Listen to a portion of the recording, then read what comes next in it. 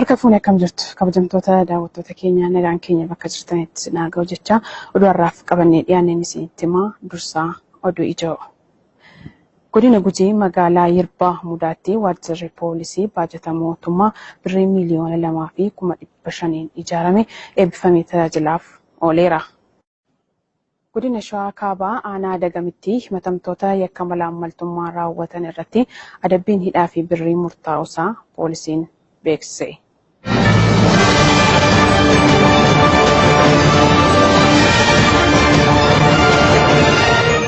Amma oduu bal'inaan Anayyaantu Lammiiti. Godina Gujii magaalaa Yirbaa Mudaatti waajjirri poolisii baajata mootummaa birrii miliyoona 2,500 ijaarame eebbifamee tajaajilaaf ooleera. Gabaasa Baqaaluu Ballaxaa Lisaan Umreessaatu dhiyeessa. Godina Gujii magaalaa Yirbaa Mudaatti waajjirri poolisii kanaan duraa ture baay'ee dhiphaa fi tajaajila keessatti kennuuf baay'ee rakkisaa ture. Kanumarraa ka'uudhaan hawaasni tajaajila si'ataa fi saffisaa ta'e akka argatuuf mootummaan seektara kanaaf xiyyeeffannoo itti kennuun waajjirri poolisii birrii miliyoona 2,500 oliin ijaaramee tajaajilaaf akka oolu ta'eera. Waajjirri poolisii ijaaramee kunis kutaa tiraafikaa, kutaa qorannaa yakkaa, kutaa eegumsaa, kutaa yaalaa, mana galmee fi kan biroos kan of keessaa qabudha. Ajajaa waajjira poolisii aanaa Sooraa Inspektar Itaanaa Culunqee Kuruu akka jedhanitti waajjirri poolisii baajata mootummaan ijaarame kun tajaajila saffisaa fi si'ataa hawaasaaf kennuuf mijataa ta'uu eeranii hawaasni akkuma kanaan dura nageenya isaa eeggachuun qaamolee nageenyaa cina hiriiruu akka qabu dhaamaniiru. Jiraattonni aanaa keenya nu cinaa dhaabbachuudhaan ga'ee isin irraa eegamu akkuma kanaan dura ba'aa turtani meeshaa tajaajilaaf waajjiraaf kana barbaachisu dallas dabalatee guutuu fi nu cinaa waa hunda akka dhaabbattanu yaamicha isinii dabarsaa. Jiraattonni magaalaa Yirbaa Mudaa dubbifnes waajjirri haaraa ijaarame kun rakkoolee kanaan dura mul'atan kan isaaniif furu ta'uu himaniiru.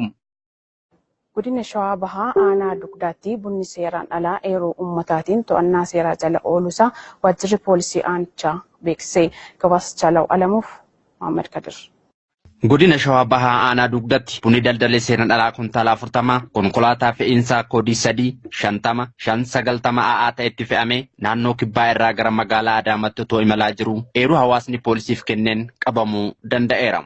Hoogganaan waajjira poolisii aanichaa Komaandaritti aanaa Galaana Ayyaanaa akka jedhanitti poolisiin halkanii fi guyyaa nageenya hawaasaa eeguun yakka ittisuu fi daldala seeraan alaa hambisuuf uummata wajjin hojii boonsa hojjechaa akka jiran dubbataniiru. Bunni daldala seeraan alaa qabame kun tilmaama qarshii 320,000 olitti shallagamu boordii buna Itoophiyaatiif galii ta'uu isaa Komaandaritti aanaa Galaana Ayyaanaa eeranii daldalli seeraan alaa miidhaan inni guddina biyyaa irratti fidu olaanaa waan ta'eef hawaasni namoota hojii daldala seeraan alaa irratti hirmaatan of keessaa saaxiluu akka qabu dhaamaniiru.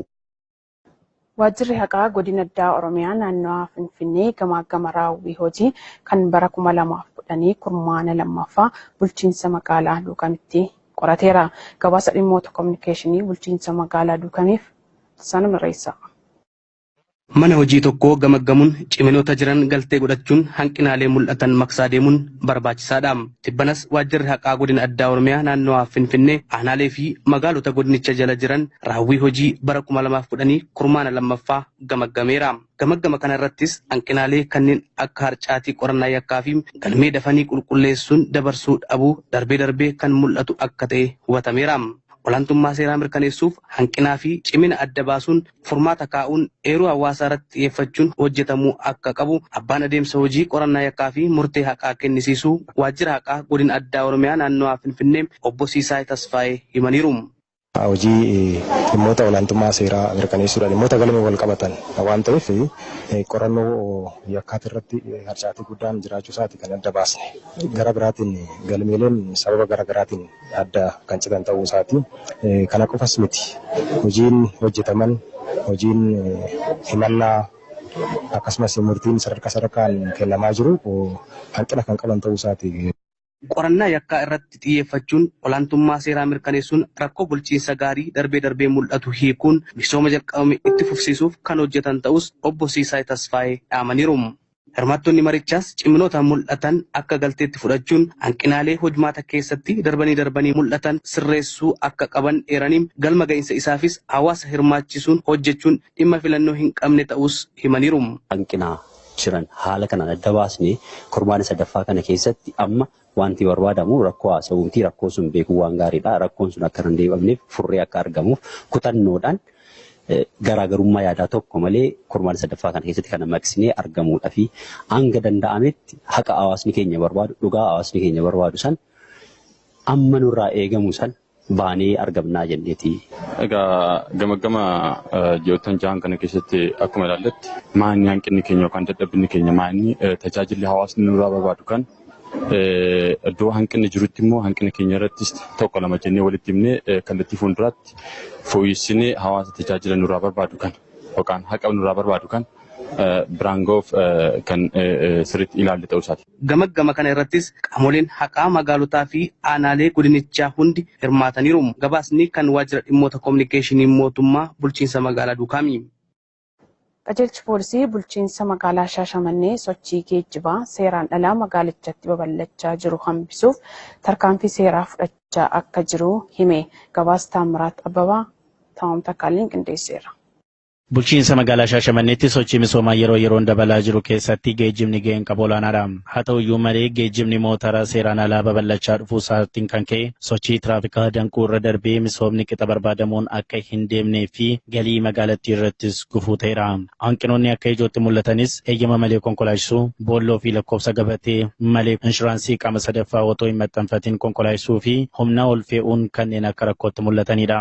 Rakkoowwan gama kanaan mul'atan ittisuuf duula hojii tibbana gaggeeffameen dogdoqqeewwan seeraan alaa 150 qabamuusaa bakka bu'aan abbaa adeemsa hojii naannoo mirkaneessuu qajeelcha poolisii bulchiinsa magaalaa Shaashamannee Inspektar Geetaanee Abaatee himaniiru. Motoroota seeraan alaa ragaa oduun guuttatiin magaalaa keessa akka barbaadanitti deemaa lubbuu namaatii fi qabeenya irratti miidhaa geessisaa turan keessattuu rakkoo tibbana uumamee wal qabateetoo tiraafikoota fayyadamuun diduudhaan nama darbaa fe'uudhaan ragaa oduun guuttatiin gabateen maxxanfatiin eeyyama konkolaachisaa oduun qabaatiin magaalaa keessa akka barbaadan naanna'aa turan karoora kanaan dura qabanne keessatti isaan galmaan ga'uudhaaf fi seera qabsiisuudhaaf hojii hojjetame keessatti gara motoroota seeraan alaa yookaan ragaan guuttan gara 150 ol tilmaaman qabneetoo qajeelcha poolisii bulchiinsa Shaashamannee galchinee. Konkolaachistoonni dogdoqqee tokko yaada kennaniin seeraan ala hojjechuun lubbuu namaa fi guddina diinagdee irrattis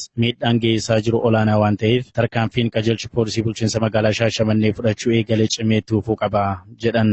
Abbaa taayitaa geejjiba bulchiinsa magaalaa Shaashamanneetti ogeessi teeknikaa obbo Dastaa Oggatoo balaan harki caalu kan ga'u humnaa ol fe'uu fi ijoollee umuriin hin geenye konkolaachisuu waan ta'eef irraa of qusachuu akka qaban dhaamaniiru. Gabatee yoon qabaan hayyama konkolaachisummaa yoon qabaan kun baay'ee rakkoo baay'inaan gara seeraatti akka dhufan gabatee akka maxxanfatan hayyama konkolaachisummaa akka fudhatan achirratti immoo dabalataan maaltu jira umuriin isaanii baay'ee utuu hin gahin ijoollee xixiqqoo ijoollee daa'imman qabuuf kunniin ta'uu qabu kanarraa of eeganii gara seera qabeessaa akka dhufan. Godina Shawaa Kaabaa aanaa Dagamitti himatamtoota yakka malaammaltummaa raawwatan irratti adabbiin hidhaa fi birriin murtaa'uusaa poolisiin beeksisee. Gabaasa Tasfaayee Warquu Lisaanuu Mirreessaatu dhiyeessa. Himatamtoonni Takilee Taamiruu fi Kaasaawun Mitikkuu jedhaman hojjettoota mootummaa ta'anii osoo jiranii faayidaa hin malle argachuuf jecha yakka malaammaltummaa waan raawwataniif to'annaa seeraa jala oolan. Himatamaan Takilee Taamiruu abbaa taayitaa geejjibaa aanaa Dagam, himatamaa Kaasaawun Mitikkuu immoo to'ataa tiraafikaa waajjira poolisii aanaa Dagam ta'anii osoo jiranii karaa qaxxaamuraa faayidaa hin malle argachuuf jecha miidhamaa dhuunfaa konkolaachisaa Habtaamuu Dachaasaa konkolaataan kee fireechaan isaa hin mul'atu lakkoofsi gabatee konkolaachisaa kees hin dubbifamu jechuun sababa garaagaraa erga irratti funaananii booda birrii 500 nuuf kennii yookaan birrii baay'een si himanna jechuun doorsisanii waan irraa fudhataniif yakka malaammaltummaan himatamuu isaanii galmeen qorannaa yakka aanichaa addeesseera. Kanumarraa ka'uudhaan poolisii fi abbaan alangaa aanichaa galmee erga qulqulleeffatanii booda mana murtii olaanaa godina Shawaa Kaabaaf erguum. Manni murtichaas ragaa namaan erga mirkaneeffatee booda addacha tibbana ooleen tokkoon isaanii hidhaa waggaa 1 fi birrii 1,000 akka adabaman itti murteesseera.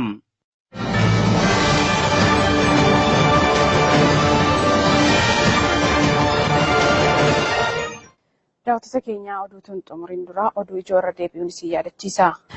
Godina Gujii magaalaa Yirbaa Mudaatti waajjirri poolisii baajata mootummaa birrii miliyoona 2,500 ijaarame eebbifamee tajaajilaaf ooleera. Godina Shawaa Kaabaa aanaa Dagamitti himatamtoota yakka malaammaltummaa raawwatan irratti adabbiin hidhaa fi birrii murtaa'uusaa poolisiin beeksise.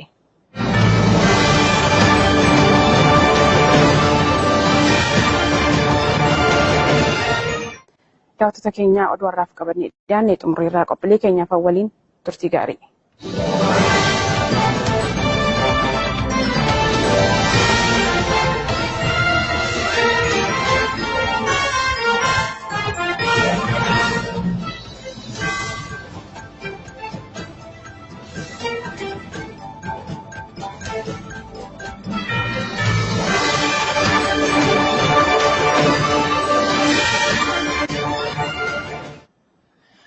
Daawwattoota sagantaa poolisii Oromiyaa oduu poolisii godinaalee irraa nu qaqqabaniin booda walitti deebineerraa eegaan hooggansa keessatti dandeettii raawwachiisummaa cimsataa deemuun mana hojii tokko keessatti baay'ee murteessaadha. Keessattuu hooggannaan bakka tokko hoogganu yeroodhaa yerootti haala wajjin haala qilleensaa akkasumas immoo haala hojichi barbaachisu wajjin dandeettii horachaa deemuun hojiin naannoo tokkotti hojjetamu fiixa akka inni bahuuf akkasumas immoo bakka hojjetamutti hojii milkaa'insa qabu akka hojjetamuuf bu'aa gaarii qabaata jechuudha. Yeroodhaa yerootti of jijjiiraa leenjiidhaan of cimsaa deemuun. Qophii keenya har'aa keessatti dandeettii raawwachiisummaa hooggantoota poolisii to'attoota yakkamtoota gurmaanii godina addaa Oromiyaa naannoo Finfinnee cimsuudhaaf leenjiin kennamaafii ture. Leenjii kana xumuranii eebbifamaniiru. Sirna eebba isaanii irratti immoo hooggantoota miseensota poolisii humna dafee qaqqabaa duraaniitiif badhaasni addaa fi beekamtiin kennameefii jira. Fiixuma duraan qopheeffate qaba. Nu waliin tura.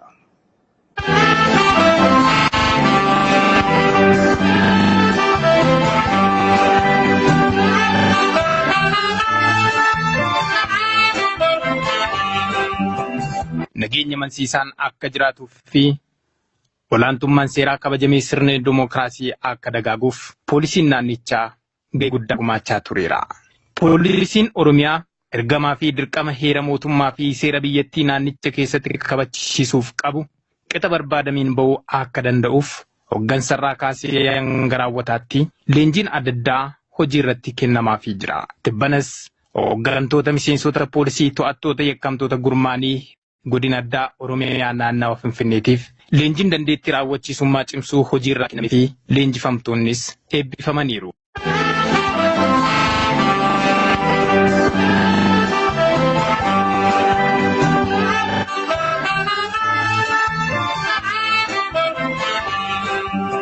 Hoogganaan poolisii to'attoota yakkamtoota gurmaanii godina addaa Oromiyaa naannawaa Finfinnee fi qindeessaan leenjichaa Komaander Tasfaayee Dinquu poolisiin Oromiyaa uummataaf cinaa hir'isuudhaan hojii fakkeenyummaa qabu hedduu hojjechaa jiraachuu himu. Koomisiin keessa hojii guddaa irratti hojjechuun kan irra jiraatu jennee kan laallu keessaa yaada keenyanis kan laallu ogeessa kamiiniyyuu qo'achiisee hir'uun keenya eessadhee xiinxaluu danda'u irra jiraata. Kanaaf moggaafama uummanni nuu laate kana moggaafama tasa taatee yeroo tokkootiin nuu laatamne akka kan ta'an. Isa bira ga'uudhaaf maqaa kana gonfachuudhaaf dhuunfachuudhaaf arcaanee doon ta'in tokko taanee kan beeke beekuma isaatiin kan muuxannoo qabu muuxannoo isaatiin kaayyoo hojjennuuf qabu bakka geessisuudhaaf xumura ta'uu kanarra jiraatu abbaa hangoo ceesisuu dhaloonni fudhachuu barreeda. Dhaloota tasaa kan taane kabajaan laannaaf yaa hojjetu. Koomisiin keenyas kan irratti hojjechuu.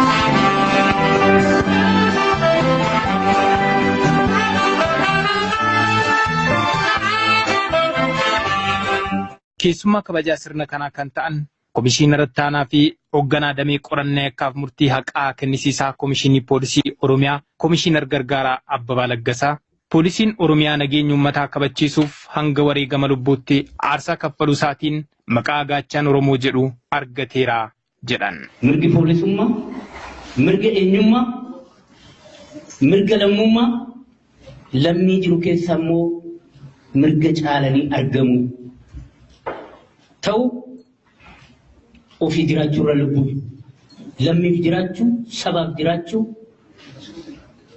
seenaa hin dagatamne lafa kanarratti hojjetanii darbuudha. Tokkummaan immoo barbaachisaadha.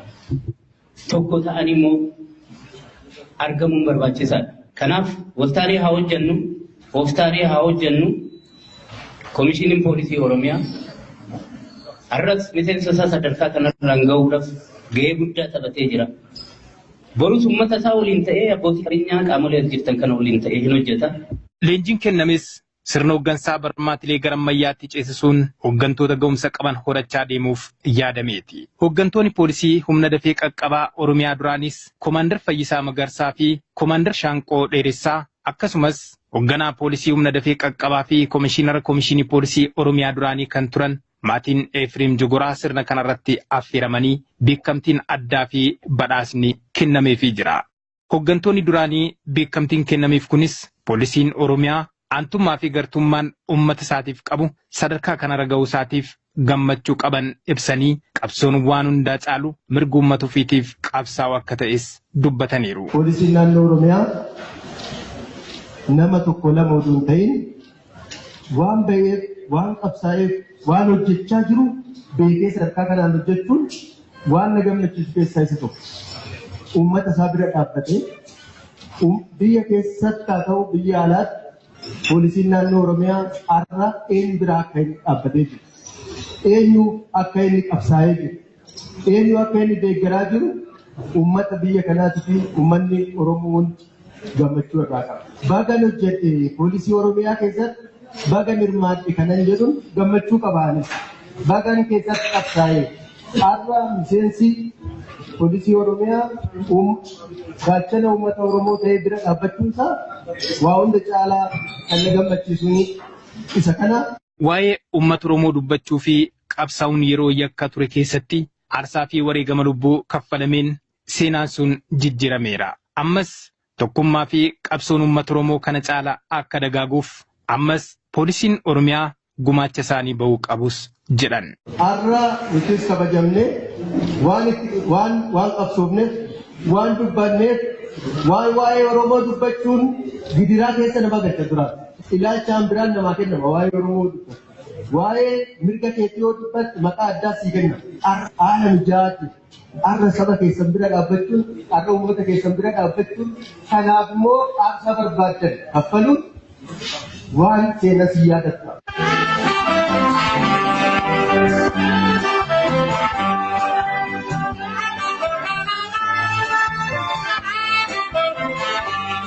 Rakkoolee nageenyaan wal qabatu tasgabbeessuun uummanni Oromoo nagaan akka jiraatu gochuu keessatti poolisiin Oromiyaa wareega kaffalaa tureef har'a maqaan gaariin kun kennamuufiinsaa poolisii kan onnachiisuu fi kan jajjabeessuudha jedhan Komishiinarri Ittaanaa Abbabaan. Waa hunda dura barumsa barbaachisa. Waa hunda dura leenjii barbaachisa. Leenjiin jijjiirama fida. Jijjiirama jechuun namni jireenya dhuunfaa isaatirraa calqabee bakka hoogganu tiimii hoogganu of hoogganu irraa ka'a. Nu hooggantoonni loltuu cimaa kan barbaannu yoo ta'e gaggeessaa cimaa ta'anii argamuu qabna. Nu hooggantoonni loltuu barate kan barbaannu yoo ta'e barannee argamuu qabna. Kanaaf qaama jijjiirama sanii ta'anii dursanii argamu barbaachisaadha. Namoonni sirna kanarratti hirmaatan tokko tokkos hooggantootaa fi gootota miseensota poolisii Oromiyaa nageenya uummata Oromoo kabachiisuu keessatti wareegamaniif siidaan yaadannoo wareegamtootaa ijaaramuu akka qabu gaafataniiru. Akkuma seenaan yaadan siidaan dhaabbachuu qaba. Warra Sumaalee irratti dhumatanis warra Komishinii Poolisii Oromiyaa hundeessanii wareegamanis siidaan tokko dhaabbatee isaan yaadamuu qabu. Eebbifamtoonnis olaantummaa seeraa kabachiisuuf hubannoo seeraa gaa qabaachuun murteessaa ta'uu himanii rakkoo fi hacuuccaa uummata keenya irra ga'u qolachuun waadaa gallee ni baanaa jedhan. Nuti gara keenyaatti olaantummaa seeraa kabachiisuu keessatti dursa heera mootummaa ofii kabajnee wajjin uummata isa keessatti illee kabajnee jechuudha. Kanaaf kaayyoon leenjicha kanaatiin illee kan wal qabatu maalidha? Tokkoffaa olaantummaa seeraa kabachiisuu keessatti namni olaantummaa seeraa kabajee yoo jedhee hawaasa kana kabachiisuu danda'a jechuudha. Kana yoo jennu hawaasa keenya bukkee dhaabbatu yookaan cinaa dhaabbachuu kan danda'u qaama kana ta'u waan ta'eef. Sababni isaa nuti kan baane hawaasa kana keessaa baane hawaasa kana tajaajilu baane hawaasa kanaaf waadaa gallee baane hawaasnis nu filatanii namoonni kun nuu ta'u nageenya keenya nu eeguu danda'u misoomatti irra jiru kana itti nu fufsiisuu danda'u. Kanaaf namoonni kun kallattii hojii nageenya nuuf hojjetan jedhee uummanni kun abdummaadhaan abdiidhaan nu filatee sadarkaa kanatti nu fidee jira kan poolisii jechuudha. Fidee waadaa kaleessa gallee baane sanii fi itti gaafatummaa uummanni har'a nutti kennee amaanaa uummanni qabu san giddu galeessa godhannee uummata keenya bukkee dhaabbannee uummata keenya tajaajiluutu nurraa eegamaa jechuudha. Olaantummaan seeraa yoo kabajaa'eetiin jedhu olaantummaan seeraa yoo mirkanaa'eetiin jedhu rakkoon nageenya naannoo keenya keessatti uumamu akka uumamne hambisa jecha tokko uummata keenya wajjin taaneetiin tasgabbeessuudhaaf olaantummaa seeraa akkaataa heerri biyyattii jedhuun kabachiisuu kan jedhu irratti leenjii kana kan fudhanne ta'uu isaati jechaadha. Leenjii kana yeroo leenjinu keessumattuu hojii gama hawaasa keenyaatiin gara uummata keenyaatiin nageenya rakkoo quunnamaa turellee kana keessatti hiikaati kan leenjaa ture jechuudha. Kanaaf isa kana keessatti hawaasa keenya cinaa hawaasnis nu faana ta'ee qabsoo barbaachisaa ta'e qabsoo nurraa barbaachisu nus hawaasni nurraa barbaadu kaffaluudhaa fi ammas hundi keenyayyuu qophiidhaan warraa hundi keenyayyuu qophiidha jechuudha leenjii kana keessatti kan hubanne jechuudha. Nageenya amansiisaan naannoo Oromiyaa keessatti akka jiraatuu fi uummanni yaaddoo nageenyaa malee akka jiraatu gochuu keessatti ga'een poolisiin qabu olaanaadha. Mana loltuu keessatti hooggantoota bakka bu'uu danda'an horachaa deemuufis jalqabbii poolisii to'attoota yakkamtoota gurmaanii godina addaa Oromiyaa naannoo Finfinneetiif iddoon guddaan kennamuufii qaba. Poolisiin Oromiyaa immoo ergamaa fi dirqama nageenya uummataa eeguu qixa sirrii ta'een ba'uu akka danda'uuf yeroo yerootti leenjiidhaan qaramaa deemuun murteessaadha. Hooggantoota poolisii humna dafee qaqqabaa duraaniitiif beekamtiin kennamuufiin hojii fakkeenyummaa qabuu fi muuxannoo gaarii waan ta'eef godinaalee fi magaalonni biroos irraa barachuu qabu jenna. Horaa bulaa.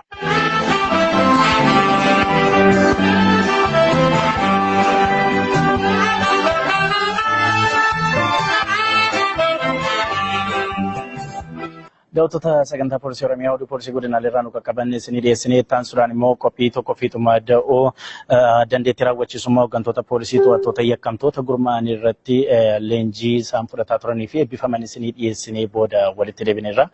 Egaan kana ittaan suuraan immoo kan isinii dhiyeessinu qophii keessummaati. Qophii keessummaa keenya kanaan dura isinii dhiyeessaa turreen miseensota poolisii yeroo dheeraa tajaajilaa turan akkasumas immoo miseensota poolisii hooggansarra yeroo dheeraadhaaf turan isinii dhiyeessuudhaanii yeroo dheeraa turuu isaanii irraan immoo waan isaan dabarsan isiniif dhiyeessaa turreerra muuxannoo isaanii irraa qoodataa turreerra akkasumas immoo miseensota poolisii yeroo ammaa kanas ta'e kanaan duras hojii aartii keessatti tajaajilaa jiranis isinii dhiyeessaa turreerra. Har'a immoo qophii keenya har'aa keessatti balaan tiraafikaa miidhaan geessaa jiru hir'isuudhaa fi yeroodhaa yerootti hawaasaan odeeffannoo ga'aa kan jiran namoota lama qabannee dhiyaanneerra. Namoonni lama qabannee dhiyaanne Koomishinii Poolisii Oromiyaarraa Koomaandar Nugusee Girmaa yeroo adda addaa balaan tiraafikaa akka inni hir'atuuf hawaasni akka nuuf eeggannoo godhuudhaa fi odeeffannoo kan kennaa turanidha. Akkasumas immoo Koomishinii Poolisii Bulchiinsa Magaalaa Finfinneerraa Inspektar Asaffaa Masgabuus qophii keessummaa keenya irratti kan isinii dhiyaatanidha. Keessattuu Inspektar Asaffaa Masgabuu miidiyaa adda addaa irratti yeroo isaan odeeffannoo tiraafikaa kennan ni beektu.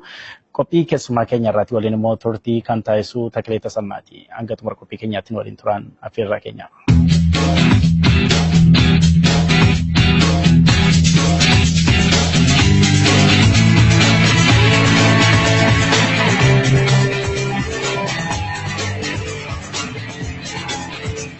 Kun sagantaa poolisii Oromiyaa qophii keessummaa OBN isin bira geenyudha. Balaan tiraafikaa lubbuu nama hedduu galaafachuudhaan akkasumas qabeenya birrii hedduutiin shalagamu mancaasuudhaan miidhaa adda addaa gahaa jiraachuun isaa ni beekama. Balaa tiraafikaa haala sukkaneessaa ta'een qaqqabaa jiru kana ittisuudhaa fi miseensonni poolisii haala addaatiin balaa kana xiqqeessuudhaaf gahee taphatan keessummaa keenya goonee qabannee dhiyaannee jirra.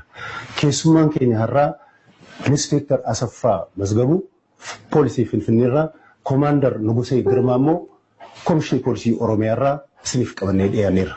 Nu waliin turtu taanaan waan hedduu irraa hubachuu dandeessu. Nu waliin tura.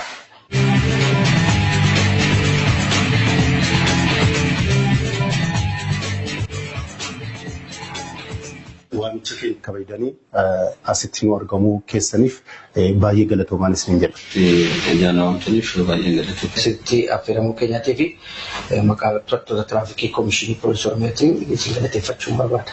Egaa guyyaa har'aa kan mari'annu keessaa waan yaaddeessaa waan haala sukkanneessaa ta'een uummata keenya irratti miidhaa geessisaa jiru irratti dhimma guddaa irrattidha. Kan mari'achaa jiru kanarraa ka'ee gara gaaffii ijootti utuu hin seeniin dur guddina yeroo ammaa jiru akkasumas immoo qaroomina yeroo ammaa jiruutiin wal qabatee sosochiin tiraafikaa akka addunyaatti akka biyyaatti akka naannootti immoo maal fakkaata? Kanarraa jalqabu mee dursa inspektar akka addunyaattis akka kaaba Afrikaattis akka Itoophiyaattis hin ilaallu waggaa waggaan guddachuudha jira.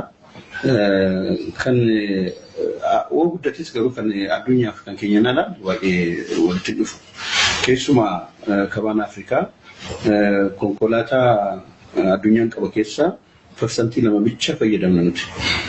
Balaan baay'ee kan jiru kan qaqqabu biyyoon keenya Afrikaa keessatti. Keessumaa namni konkolaataa fayyadamu amma gara parsantii 90 qaqqaburra jira. Kan meeshaa asiif achitti gochuudhaaf immoo parsantii 95 qaqqaburra jira. Kanaafuu amma hin qabnutti keessumaa konkolaataan kun guddachuurra jira baay'ee dhufurra jira. Akkuma ilaallutti magaalaa keessattis iddoo deemnutu hundumtuu makiinaan baay'ee turre jiraafu kanaafuu isa wajjin inni ilaallu gaa balaan wajjin nu guddachuun sababa hawlu kanaafuu waan baay'ee hojjechuu akka nurra jiru hin beekna namnis inni ilaallu garuu magaalaa keessumaa gara baadiyyaatti gara magaalaatti kan nu baay'ee namni guddachuu jiruufu isa wajjin inni gaa balaan tiraafikii wajjin guddatee ijaa eegnuufu sirratti baay'ee hojjechuu nurra jiran yaadanis. Ni komaander wanti isin dabaltan jira. Sochiin geejjibaa yeroo ammaa investimentii jiniin misoomaa jiniin sochii geejjiba mataa wajjin wal qabatee dhimma dhuunfaa wajjin wal qabatee gara malee babal'achaa jira. Karaa wajjin wal qabatee akka addunyaattis ta'e akka Afrikaattis immoo neetworkiin daandii banamaa deemuudhaan kan ta'e namni biyya tokko gara biyya tokkotti deemu daawwachuudhaafis ta'u gara biyya xiyyaaraan deemu qofaatu hin ta'e yeroo ammaa konkolaataadhaanis haalli deemuu jalqabate. Namni gara caalu geejjiba konkolaataatiin waan fayyadamaa jiruutii fi sochiin geejjibaa addunyaa keessatti baay'achaa kan deemaa jiruutii fi hojiidhaafis kan filatamaa ta'e mul'ate sochii geejjibaa waan ta'eef haala kanaan wal qabatee sochiin tiraafikiis hin baay'ata jechuudha. Gaariidha. Erga sosochiisa haala kanaan kaafnee sochiiwwan jiranu kan sirna qabsiisuudhaa fi to'achuudhaaf haalli mijataa jiru maal inni akka rakkootti immoo wanti ka'u immoo maal inni jettu. Maal inni egaa sosochii kana akka sirriidhaan namni deemu akka sirriidhaan namni daandii fayyadamuuf gochuudhaaf seerri baay'ee barbaachisaa jira. Seera kana immoo akkuma durii ittiin hojjennutti hojjenneetu balaan akka hin qaqqabne heerna jechuu hin danda'amu. Maaliif teknooloojiin guddachuu jira. Konkolaattonni kan garuu haaraadha. Isaan kun baay'ee teknooloojiidhaan guddachuu jiru. Kanaafuu waan isaa ta'uuf daandii umarratti neetworkiin tiraafikiin sirriitti hojjechuudhaaf akka namni sirriitti daandii fayyadamuuf teknooloojiidhaan fayyadamuu irra jiran jenneeti yaadna. Amma Finfinnee keessatti waa tokko jalqaburra jira. Keessumaa waan namni alkoolii dhugee akka daandiin fayyadamne akka konkolaachisne waan alkooliitiin wanni jennu kana hojjechuurra jira. Kanaaf immoo sabichaa kan ta'een namni balaan tokko baay'ee waan balaa sababa balaa keessa hundumaa fiigni jira. Konkolaachistoonni akka daandii sirriitti fayyadaman akka fiiga isaanii eegan kanaafuu kana gochuudhaaf kontiroolii gochuun irra jira. Kanaafuu egaa isaaf jennee raadaarii galchuurra jirra. Tiraanspoortiin warri Addis Ababa tiraanspoortii biiroon kanaafuu nu gargaarurra jira.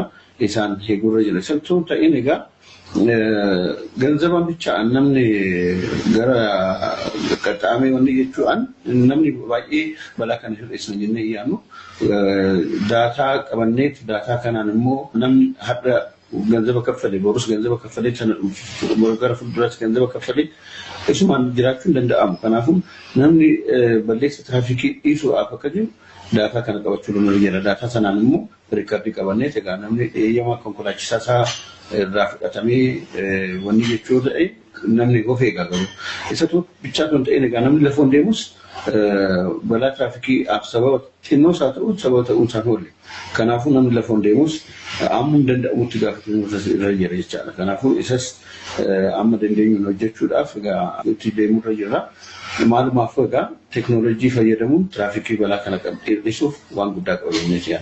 Mee akka Oromiyaatti wanti jiru maal? Akka Oromiyaatti sochiin har'a hojjetaa jiru akka Komishinii Poolisii Oromiyaattis ta'e akka abbaa taayitaa geejjibaa waliin qindaa'uudhaan tokko tuma odaa bultoon kan jedhamu labsiin tokko bahee labsiin sun boordiidhaan mirkanaa'ee boordiin sun immoo chaffeetti dhiyeessee seera ta'e akka bahu eegamaa jira jechaadha. Kanarratti hundaa'uudhaan maali ishee peenaalitii shanan tokko jiru kana keessaa barumsaa daandii enforsimentii warri jedhaman kun guutuu yoo hojjetame balaa tiraafikii hir'isuu danda'a. Enforsimentii jechuun to'annaa qofaatiin hojjetame balaa hir'isuu waan hin danda'amneef dhimmi kun shanan guutamee hojjetamuu qabu jedhamee irratti qophaa'amee hojii keessa galamee kan jiru ta'uu isaati. Seerri dhimma lafa barbaachisu seera baasaa. Bakka balaan deddeebi'ee gahutti immoo daandiin akkasirratti mallattoo fakkeessisaa iddoo barbaachisaa ta'etti immoo akka guutamu waajjirri barnoota Oromiyaa immoo barumsa isaa keessa gashee bara dhufuu kaasee kaarkuleen akka barumsa geessu fayyaan immoo dhimma fayyaa wajjiniin wal qabatee uummata irrattis ta'u naannoo isaa wajjinis akka hojjechuu danda'u. Haalli kun naannoo Oromiyaa keessatti bal'inaan kan hojjetamaa jiru ta'uu isaati. To'annaan immoo bakka balaan baay'atuu fi seera darbaan baay'ate kan argamu SMS wal qabatee teekinooloojii keessa galuudhaa fi daataa miseensota hundumaa guurree yeroo ammaa qo'atii keessa gashinee siistama kana keessa galuudhaaf qophiidha kan jiru ta'uu isaati. Yoo kun jalqabame balaa tiraafikii gara fuulduraa jiru waliin qindaa'amee deemamu irratti inni ittisa jedhamee xiyyatamee sochii kana keessa kan galee jiru ta'uu isaati.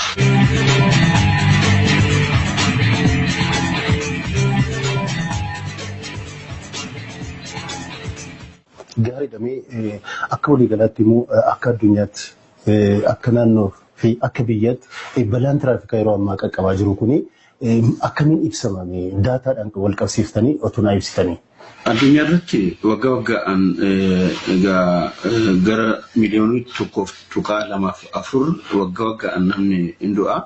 Kan keessaa immoo umurtiin isaanii amma 15 amma 40 kan ta'u parsantii 45 egaa namni hojjetu namni dargaggoon uummataaf biyyaaf warraaf kan ganaa danda'anii fayyadan balaan tiraafikii kanaan umurtii isaanii otoo hin qaqqabin akka du'an ni agarsiisa. Gara miliyoona 20-50 kan qaqqabu immoo balaan tiraafikii kanaan egaa miidhamurra jiru miidhamaa guddaaf xinnaatti qaqqaba. Gara biliyoonii 600 kan ta'u meeshaa irratti kan qaqqabuun addunyaan kun qaba jechaadha. Kan keessaa parsantii 1.3 keessumaan biyyi guddatu kun kan akka guddanne asii gadee kan qabu kana balaa tiraafikii kanaan jechaadha. Biyyi keenyas balaa kana keessatti baay'ee akka dhabuun beekama. Keessumaa akka waan Afrikaa konkolaataa kan fayyadamu akkuma jedhes kan addunyaarraa parsantii 2 bichaadha. Balaa du'aa immoo kan qabatan parsantii 20 jechaadha. Kan baay'eedha. Akkamatti egaa namni 234 waggaa waggaadhaan godaana Afrikaa irratti akka du'u beekama jechaadha. Balaan Itoophiyaa keessatti maal fakkaata jennaan ilaallu kan isaan kaan keessaan hin ilaallu Afrikaa uummanninaa walitti ilaallu Taanzaaniyaa, Giinii, Angoolaa fi Chaadiin nurra naa caalan sana gad hundumtuu keessumaa dhaabbata fayyaan addunyaan egaa naa dabarsu balaan 10,000 nama meeqa ajjeesaa kanaan daataa qabu jechaadha. Kana keessaan Itoophiyaan 64 namni kan du'uuf. Amma Ugandaan innaa ilaallu 46, Keeniyaan innaa ilaallu gara 21 laam keenya jechaadha. Zimbaabuween 20, Gaanaan 17. Isaan kaan isaan warra Awurooppaa fi Ameerikaa innaa ilaallu immoo isaan baay'ee waan balaa tiraafikii kana sirriitti hojjetaniifu nama tokkollee ta'u balaan kun kan qaqqabu jechaadha. Kanaafuu nuti baay'ee hojjechuu nurra jira. Kanaafuu Finfinnee keenya sirnaa ilaallu badheen gaddaa bichaa nama 463 du'ee balaa uumuu tiraafikii kana. Kanaafuu akkuma addunyaatti innaa ilaallu akkuma Afrikaatti sirnaa ilaallu biyya keenyaatti sirnaa ilaallu akkuma magaalaa keenyaatti sirnaa ilaallu balaan tiraafikii kun waggaan akka guddachuu irra jira ilaallama jechaa. Meegaa akkuma yaaduma kanarratti wanti hafee jettanuu fi akka Oromiyaatti balaan yeroo ammaa qaqqabaa jiru haala kamiin ibsama? Wanti afeek jedhee kaasu akka biyya keenyaatti akkuma Itoophiyaatti konkolaataa kuma kudhan kana keessatti balaa tiraafikii ga'u sadarkaa yaaddisaaf sodaachisaa keessa akka jiru qabatamaan beekama. Kun qoratamee waan qabatamaa ifa ta'e kan jiru. Amma biyyoota guddatan keessatti konkolaataa kuma kudhaniin 0.2 lafti gashanii jiru. Akkuma inni kaasetti parsantii 26 kan jiru. Kan keenya amma 60 ol konkolaataa kuma kudhaniin namni 60 ol miidhamuu isaa jechuun hojiin hojjetamee jechuun hin danda'amu. Konkolaataa xiqqoo qabnu kanarraa kan ka'e balaan tiraafikii biyya keenya keessatti gahaa jiru hedduu jechuun danda'ama. Kanaaf wal qabnee gara naannoo keenyatti yommuu dhufnu akka naannoo Oromiyaatti balaa tiraafikiin baay'achaa deemaa jira. Kanaaf wal qabatee balaa tiraafikiin akkamitti baay'ata jennee yommuu ilaallu daataa qabiisa keenyatu rakkoo qaba malee balaa tiraafikiin naannoo keenya keessatti Itoophiyaa keessattis gahaa jiru kanaa ol akka deemu beekamaadha. Akka biyya keenyatti yommuu ilaallu naannoo Oromiyaan parsantiin 53 balaa tiraafikii kan ga'u naannoo Oromiyaati. Naannoo Oromiyaa keessatti hojiin hojjetamee irrattiira jennaan Itoophiyaa keessatti irrattiira jechuun danda'ama.